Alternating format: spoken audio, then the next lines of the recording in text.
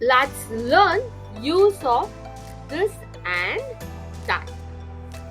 This word is used when objects are near us, while that word is used when objects are far away from us. This is used when objects are near us. Here we go with some examples.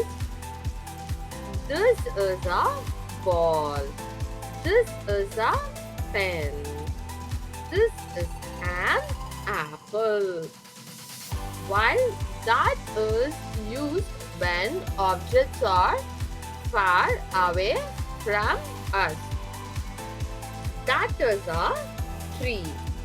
That is a kite. That is an aeroplane. Let's try with some examples. Look at the pictures. We go. Dash is an ice cream.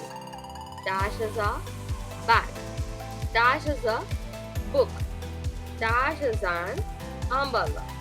Dash is a goat. Dash is a deer. Dash is a butterfly. Go with the answers. This is an ice cream. This is a bag. This is a book. That is an umbrella. That is a goat. That is a deer. That is a butterfly.